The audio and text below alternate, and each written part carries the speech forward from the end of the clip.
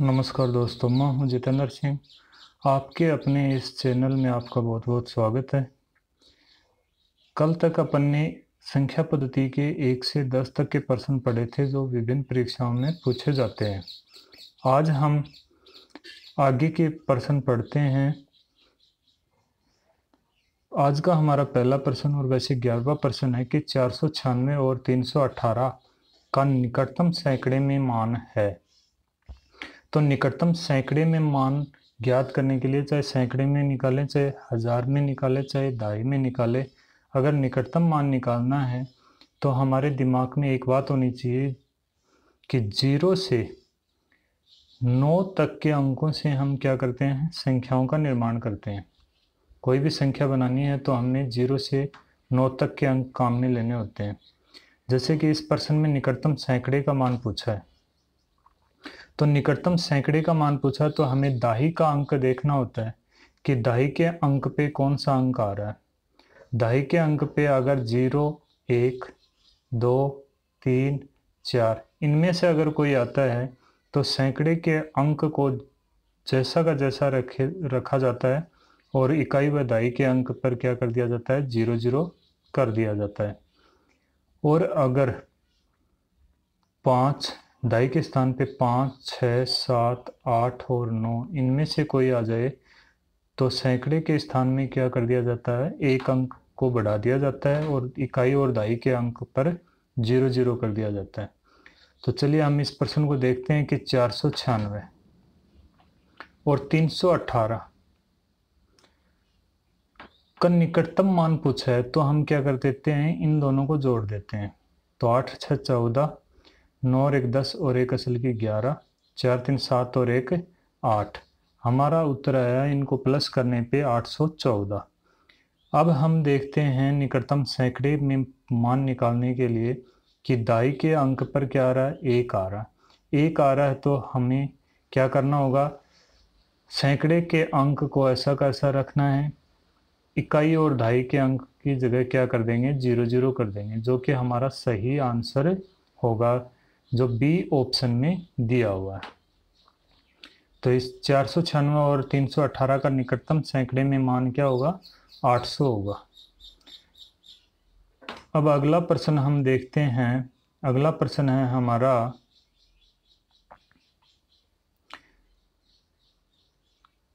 कि 999 और 3000 के बीच 4 अंकों वाली कुल कितनी संख्याएं है। तो 999 में तो 3 अंक हैं वैसे ही, तो 1000 से हमें काउंट करना है, परंतु 3000 को इसमें शामिल नहीं करना है। ये बात याद रखनी है कि 3000 के बीच में पूछा है, 3000 से पहले तक की।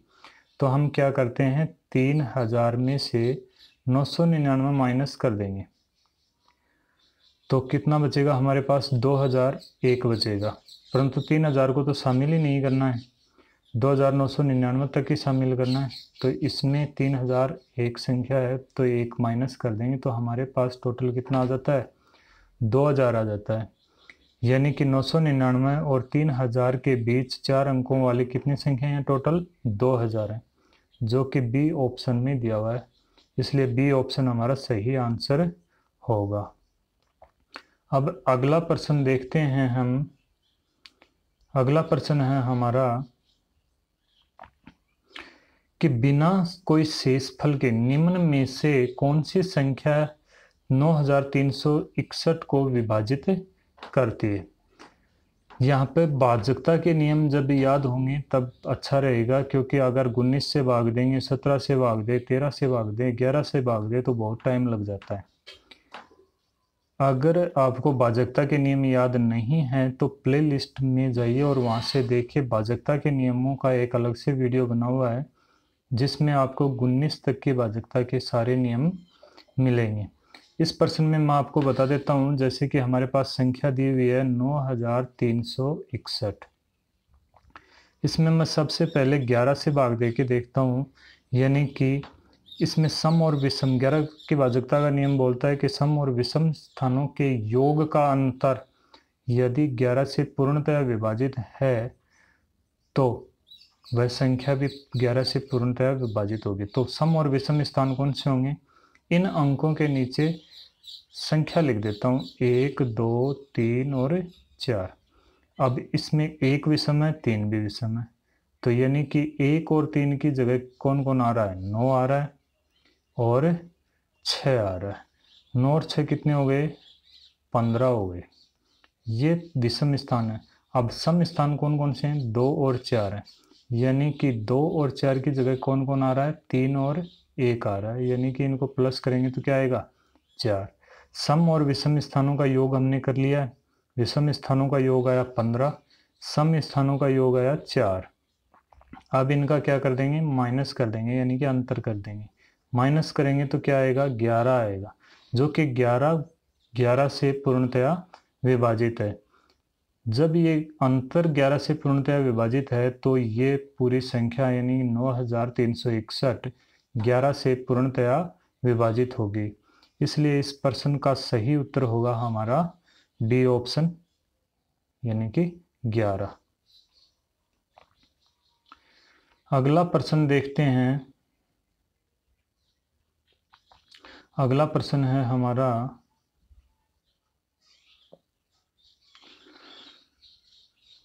कि 5671 और उसके अंकों को पलट देने पर प्राप्त संख्या का अंतर क्या होगा। संख्या दी हुई है हमें 5671। 5671 में अंकों को पलट दिया जाता है, यानी कि 5 की जगह 1, 6 की जगह 7, 7 की जगह 6 और 1 की जगह 5। अब इनका क्या करवा रहा है, अंतर पूछ रहा है। तो 11 में से 5 गए 6, 6 में से 6 गए 0, यानी कि यहाँ पे 0 6 आ गए, यानी कि 2 ऑप्शन तो हमारे पहले से ही कट गए। अब आगे बच गया, यहाँ पर है हमारे पास 6, 6 में 7 माइनस नहीं होगा, एक कैरी लेंगे यानी कि उधार लेंगे, तो 16 में से 7 गए 9, दोनों ऑप्शन में 906 हैं, परंतु यहाँ पे हमारे पास कितना बचा हुआ, 4, 4 में से 1 माइनस किया 3, यानी कि हमारा सही उत्तर आया 3906, जो कि सी ऑप्शन में दिया हुआ है। सी ऑप्शन हमारा इस प्रश्न का सही आंसर हो जाएगा। अब अगला प्रश्न देखते हैं हम। अगला प्रश्न है हमारा कि 100 और 300 के मध्य कितनी संख्याएं 7 से विभाजित होंगी। 100 और 300 के मध्य की विभाजित संख्याएं पूछी है, तो इसके लिए सीधा सा तरीका है कि 300 में 7 का भाग देंगे, माइनस करेंगे 100 में 7 का भाग देने पर जो भागफल आएगा उसको। तो 300 में 7 का भाग देंगे तो 7 एकम 7, 7 चौके 28, बच गए शेषफल 2, यानी 20 हो गए, तो 7 दूनी 14।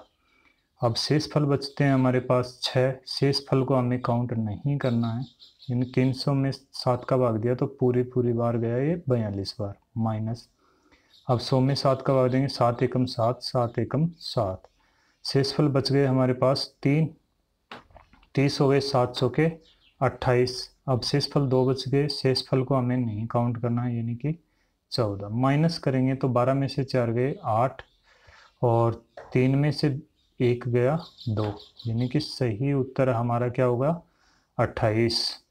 कि 100 और 300 के मध्य कुल 28 संख्याएं हैं जो 7 से पूरी बार विभाजित होंगी।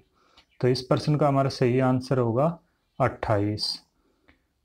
अब अगला प्रश्न हम देखते हैं। अगला प्रश्न है हमारा कि 1 से 40 तक की विषम संख्याओं का योग क्या होगा। 1 से 40 तक की विषम संख्याएं लगातार आ रही हैं, देखना यहाँ पे तक दिया हुआ है, 40 के बाद में तक आ गया, इसका मतलब है कि 1 से लेकर के इसमें 1 2 3 सारी संख्याएं शामिल हैं, जो कि सम भी हैं विषम भी हैं, परंतु हमें सिर्फ विषम संख्याओं का योग निकालना है। तो 1 से 40 तक कुल संख्याएं हो गई 40, इनमें से आधी विषम है, यानी कि 2 का भाग दे देंगे इनमें, इसमें 2 का भाग देंगे तो कितना आएगा 20, 2 का भाग दिया तो 20 आया। अब 20 विषम और 20 सम है, तो 20 विषम संख्याओं का योग निकालना है। तो विषम संख्याओं का योग का सूत्र होता है कि जितनी विषम संख्याएं हैं उनका स्क्वायर कर दो, यानी कि 20 को 20 से गुणा कर देंगे। तो 20 को 20 से गुणा करेंगे तो 2 दूनी 4, 1 0 ये 1 0 ये, कितने जीरो हो गए टोटल 2 जीरो, यानी कि 20 को 20 से गुणा किया तो कितना आया 400, जो कि हमारा सही आंसर है और ये ऑप्शन डी में है। अब अगला प्रश्न देखते हैं हम। अगला प्रश्न होगा हमारा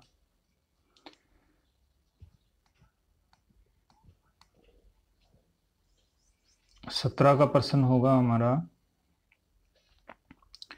कि बिना किसी शेषफल के 99, 132, 165 को भाग देने वाली बृहत्तम संख्या देखनी है।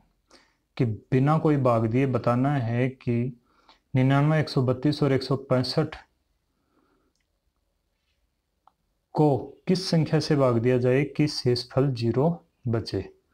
अब बृहत्तम संख्या आ गया, यहाँ पे बृहत्तम संख्या आ गया, इसका मतलब कि हमें क्या निकालना है, मैसे निकालना है।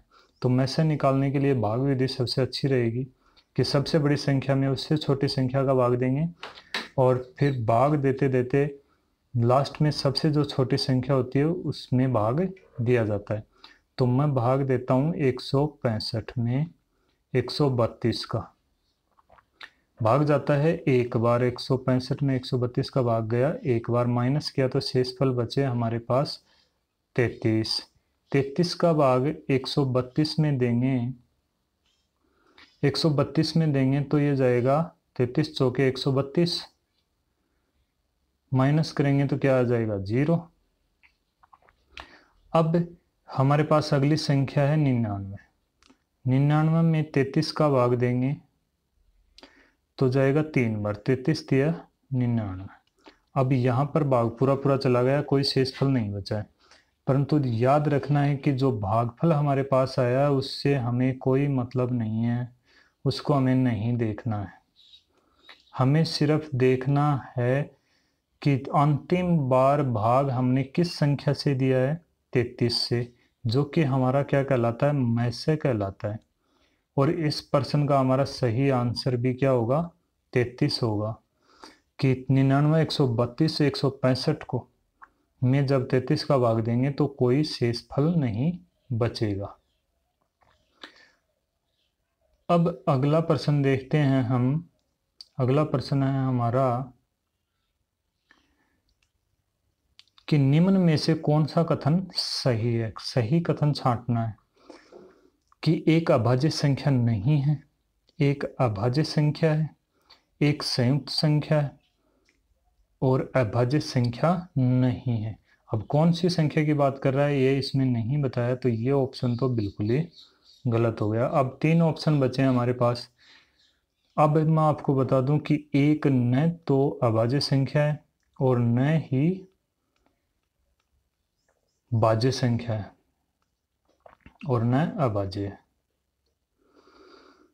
तो इसमें एक को संयुक्त संख्या, संयुक्त का मतलब भाज्य संख्या, तो ये ऑप्शन भी गलत हो गया। अब बचे 2 ऑप्शन। अब इनमें कहीं नहीं बता रखा है कि एक अभाज्य और भाज्य नहीं है, तो इसमें दिया है एक अभाज्य संख्या है, जबकि इसमें कॉन्सेप्ट कहता है कि एक अभाज्य संख्या नहीं है। अब हमारे पास ऑप्शन बचा एक, कि एक न तो अभाज्य संख्या है और न ही भाज्य संख्या, इसी में से निकाला गया है कि एक अभाज्य संख्या नहीं है, जो कि हमारा सही आंसर होगा। अब हम अगला प्रश्न देखते हैं जो कि हमारा प्रश्न नंबर 19 है। प्रश्न नंबर 19 है हमारा कि यदि ए प्लस 2 और ए प्लस 4 अविभाज्य हों, यानी कि अविभाज्य का मतलब कि अभाज्य संख्याएं हैं ये हों, तो ए के कितने मान, यानी कि ए बराबर क्या होना चाहिए, ये पूछा है इसमें। तो मैं बता देता हूँ आपको कि सबसे छोटी अभाज्य संख्या 2 होती है, परंतु यहाँ पे अगर 2, एक तो अभाज्य संख्या होती ही नहीं है, तो एक तो यहाँ से कट जाएगा। अब 3 से अधिक कितने होंगे वो अभी देख लेते हैं, 2 होंगे या 3 होंगे। तो ए का मान 2 रखते हैं, 2 अभाज्य संख्या ठीक है, परंतु ए प्लस 2 करते हैं, यानी कि 2 प्लस 2 करेंगे तो हमारा उत्तर आता है 4, जो कि एक भाज्य संख्या है। तो यानी कि ए बराबर 2 नहीं हो सकता, ये ऑप्शन भी गलत हो गया। बचे हैं 2 ऑप्शन। अब मैं a बराबर मैं 3 लेता हूँ तो a प्लस 2 बराबर कितना हो जाएगा कि 3 प्लस 2 बराबर कितना हो गया 5। 5 अभाज्य संख्या है, ठीक है। अब अगला दिया है a प्लस 4, यानी कि 3 प्लस 4 करता हूँ तो कितना हो जाता है 7 हो जाता है। 7 भी अभाज्य संख्या है, 5 भी अभाज्य संख्या और 3 भी अभाज्य संख्या है, इसलिए a का मान कितना हो जाएगा 3 हो जाएगा। a बराबर कितना आ जाएगा 3 आ जाएगा। अब अगला प्रश्न देखते हैं हम। अगला प्रश्न है हमारा